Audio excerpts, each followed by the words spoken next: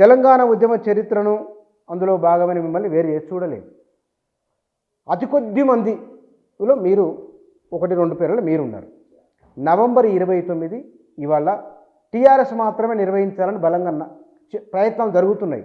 మిగతా తెలంగాణ సమాజం ఎందుకు ఒక రోజులో లేదా ఒక రోజుగా భావించే స్థితి వచ్చింది? ఏమిటి కారణం?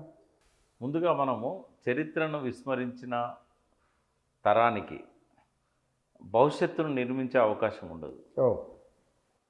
కాబట్టి చరిత్రను మలినం చేయాలని ప్రయత్నం చేసినా, మస్కపరచడానికి ప్రయత్నం చేసినా చరిత్రే. ఆ కుటిల కుతంత్రాల వల్ల చరిత్ర మలినం కాదు, మస్కబారదు. కానీ మాలాంటి చెప్పేవాళ్ళు ఉన్నప్పుడు ముందు తరాలకు దాని గురించిన అవగాహన వస్తుంది. ఎందుకు దీన్ని మనము సెలబ్రేట్ చేసుకోవాలి అనే విషయం కూడా అర్థమవుతుంది. ముందుగా నవంబర్ 29కు ఉన్న ప్రాధాన్యత ఏంది తెలంగాణ చరిత్రలో? మీరు ఇంట్రడక్షన్లో చెప్పినట్టుగా ఇది చరిత్రను మలుపు తిప్పిన సంఘటన.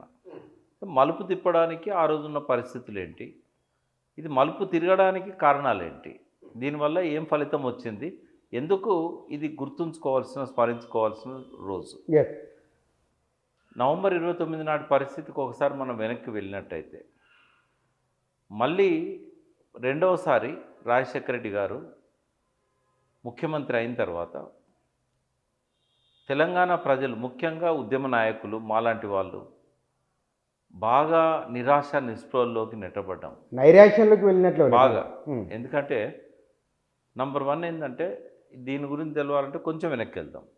2004లో కాంగ్రెస్ పార్టీతో టీఆర్ఎస్ పొత్తు కలిసిన తర్వాత, మనం టీఆర్ఎస్ అనే మాట్లాడుకుందాం.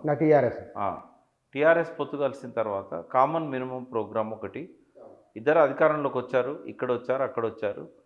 కామన్ మినిమం ప్రోగ్రాం పెట్టి యూపీఏ ఎజెండాలో దాన్ని భాగం చేసి UPA 1 Manmohan Singh government, APJ Abdul Kalam అప్పుడు రాష్ట్రపతిగా ఉండే, ఉభయ సభల సంయుక్త సమావేశంలోనే కామన్ మినిమం ప్రోగ్రాంలో మేము ఇది పెట్టాము.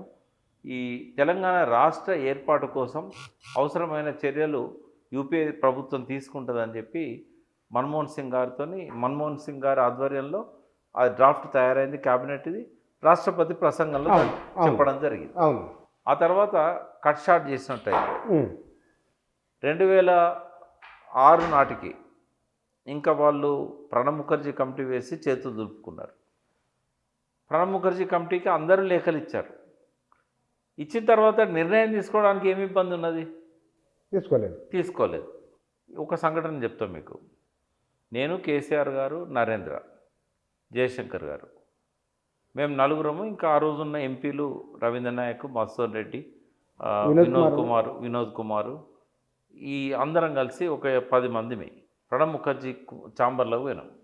ఆయన ఆర్థిక మంత్రి, అప్పుడు ఆర్థిక మంత్రి, హోంమంత్రి గుర్తులేదు, హోంమంత్రి అయి ఉండొచ్చు, ఆయన హోమే. అందులో పోయిన తర్వాత నార్త్ బ్లాక్లో కలిసాం. అందరం కూర్చున్న తర్వాత చెప్పండి చంద్రశేఖరరావు గారు అని అడిగాడు. సార్, మనము 3 వారాల్లో రిపోర్ట్ ఇస్తామని చెప్పారు, 3 నెలలైంది, 30 నెలలు అవుతున్నది, రిపోర్ట్ వస్తలేదు. అందరూ లేఖలు ఇచ్చారు, ఏం అడ్డం వస్తున్నది, ఏంటి ప్రాబ్లం అని అడిగాడు. ఆయన ఒక్కటే మాట అన్నాడు, ఇప్పుడు ఆయన చనిపోయాడు, లేడు, బట్ వీళ్ళంతా బతికే ఉన్నారు కదా, ఒక నరేంద్ర గారు, మధుసూదన్ రెడ్డి తప్ప మిగతా వాళ్ళందరూ బతికే ఉన్నారు. ఆయన అన్నది ఏంటంటే, శేఖర్, నువ్వు ఇక్కడి నుంచి సోనియా గాంధీ ఇంటికి పోయి మాట్లాడి ఒక్క ఫోన్ కొట్టిస్తే అక్కడి నుంచి ఇక్కడికి వచ్చే లోపల రిపోర్ట్ రెడీగా ఉంటుంది అన్నాడు ఆయన.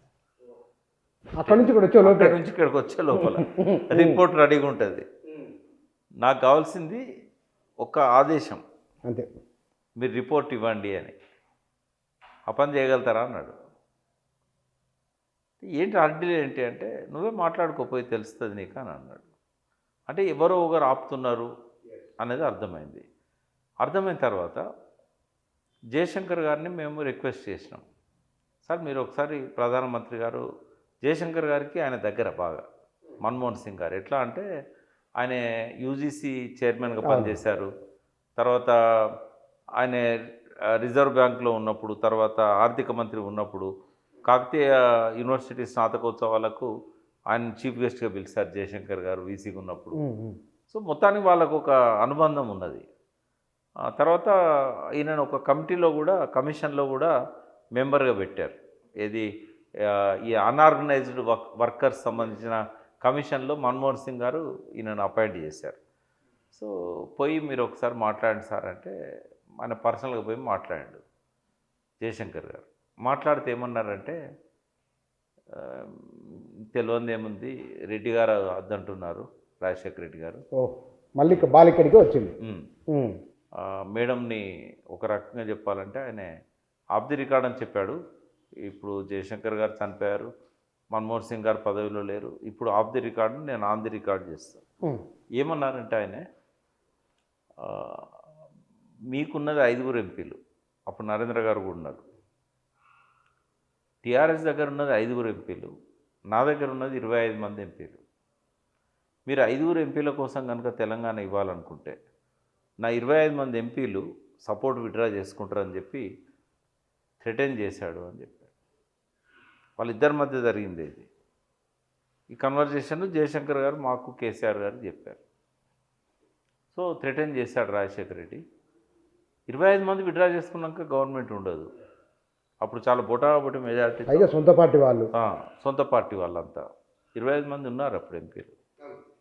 సో ఈ మాట చెప్పిన తర్వాత ఇంకా రాజశేఖర రెడ్డి ఉన్నంత వరకు మేడం ఏమీ నిర్ణయం తీసుకోదు, మీరు మీ ప్రయత్నాలు మీరు చేయండి అన్నాడు.